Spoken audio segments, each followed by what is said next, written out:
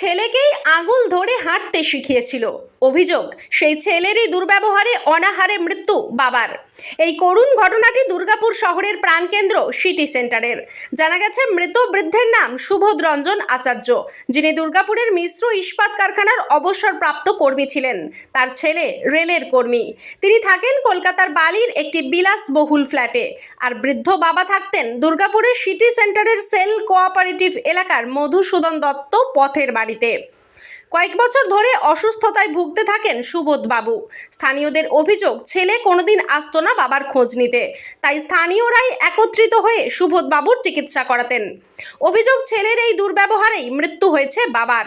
এই নিয়ে বাড়ির পরিচারিকা অর্চনা ঘোষালের অভিযোগ, কোনোদিন না খেয়ে আবার কোনোদিন কাঁদতে কাঁদতে রাত কাটাতো সে। কিছুদিন ধরেই বাড়তে থাকে অসুস্থতা। বাড়িতেই অসুস্থ ছিলেন বাবা, তাই বাবাকে হাসপাতালেও নিয়ে যাওয়া হয়েছিল, কিন্তু চিকিৎসকেরা পরামর্শ দেন বাড়িতেই রেখে দেওয়ার। তাই বাড়িতে নিয়ে আসার পরেও বারান্দাতেই শুয়ে থাকতেন তিনি। সেই কারণেই এই খবর ছেলেকে একাধিকবার দেয়া হয়েছিল, কিন্তু তিনি কোনো গুরুত্ব দেননি। শনিবার রাতেও ছেলেকে ফোন করা হয়েছিল, কিন্তু তারপরেও তিনি কোনো কর্ণপাত করেননি। রবিবার সকালে খবর আসে সুবোধ বাবুর মৃত্যু হয়েছে। আর এই খবর পেয়েই পৌঁছায় দুর্গাপুর থানার পুলিশ। মৃতদেহ উদ্ধার করে ময়না তদন্তের জন্য দুর্গাপুর মহকুমা হাসপাতালে পাঠায়। কাজ করেছি। আপনি কি ওর বাড়িতে কাজ করতেন? হ্যাঁ, আমি ওর বাড়িতে কাজ করতাম তো। কি অবস্থায় ছিলেন উনি? ওরা একটু মাথার ডিফেক্ট ছিল। নিয়ে নিয়ম খেত না, যেত না, ঘুরে বেড়াইতো, ইয়ে করতো। আপনি কতদিন ধরে কাজ করছেন এই আমি বাড়িতে? 2009 থেকে করছি। আচ্ছা, নিয়ে কি হয়েছে এখন? এখন কি হবে, এখন ওই না খেয়ে না দিয়ে ঘুরে ঘাড়ে যা পেত কুড়ি খেত, প্যাম্পাস পর্যন্ত একদিন চুষলো গো। সেটাও ওর ছেলেকে বলা হয়েছে, কিন্তু ও কোনো মতেই কেয়ার করে না।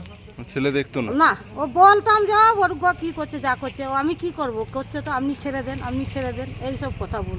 ছেলে দেখতো না? দেখতো না বলতে খরচা দিত, এমনি দোকানের মধ্যে ওইখান থেকে হোটেল থেকে ভাত এনে দিতাম, ওই খরচাগুলো দিত। আমার মাইনেটা 2,500 টাকা দিত, কিন্তু ওই এমনি এসে যে চিকিৎসা একদিনও করাইলো না, একদিনও না। আপনি অনেকদিন ধরে কাজ করছেন? হ্যাঁ, আমি 15 বছর ধরে কাজ করছি, 2009 থেকে।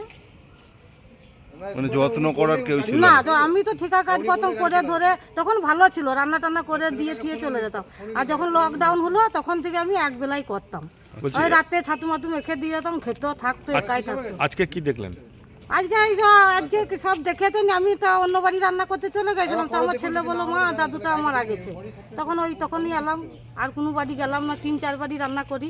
বাইরে পড়ে আছে? হ্যাঁ, ওইখানেই থাকে, ওই 15 দিন ধরে ওইখানেই শুয়ে আছে।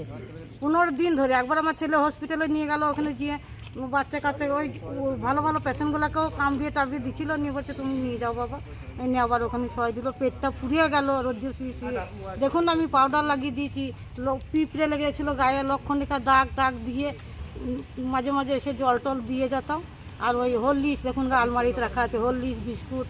ছেলেকে ফোন করেছিলেন? ছেলেকে যে ওই দোকানে বোধহয় 100 বার ফোন করে, যখন যেরকম অবস্থা হয় তখন কালকে রাতেও ফোন করা হয়েছে।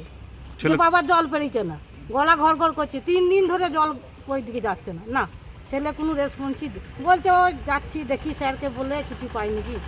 আমার সঙ্গে তো কথা হয় না, দোকানি ফোনটা দেখলেই আপনারা বুঝতে পারবেন যে কতবার ওনাকে ফোন করা হয়েছে, লাউই করে না। কি নাম আপনার? অর্চনা ঘোষাল। অর্চনা ঘোষাল। কার দেহ উদ্ধার হয়েছে? এখানে স্থানীয় একজন নাগরিক, অ্যালো স্টিলে কাজ করতেন, বয়স প্রায় 80-র ঊর্ধ্বে। তো উনি এখানে একাই থাকতেন এবং শারীরিকভাবে উনি খুবই অসুস্থ ছিলেন, বাড়ির দেখার কেউ ছিল না। ছেলে বাইরে থাকে, পাড়া প্রতিবেশীরা যেটুকু পাত্র দেখতো, এবং ওনার ছেলেকে খবরও দিয়েছিল বহুবার, কিন্তু ওনার ছেলে রেসপন্স ঠিকমতো করেননি। যদিও আজকে মরে যাওয়ার পর ছেলে রেসপন্স করেছে, উনি আসছেন এটাই বলেছেন। পুলিশের সাথেও কথা, একাই থাকতেন। কি নাম বললেন ওনার? সুবোধ রঞ্জন আচার্য। কিভাবে জানলেন যে এখানে উনি মরে গেছেন? পাড়ার লোকই খবর দিয়েছে, পাড়ার লোক দেখেছে, গেটটা খোলাই থাকে তো সব সময়, পাড়ার লোক দেখে, মাঝে মাঝে খবর নেয়, দেখে, সেই হিসেবে কাল অবধি সন্ধ্যা অবধি দেখেছে। তারপর আজকে সকালে হঠাৎ দেখছে যে উনি ওখানে পড়ে আছেন ওইভাবে।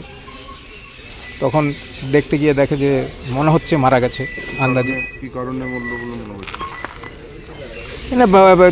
চিকিৎসার অভাবে, খাওয়ার দাওয়ার অভাব তো ছিল, চিকিৎসার অভাবে মানসিকভাবে উনি বিধ্বস্ত হয়ে গিয়েছিলেন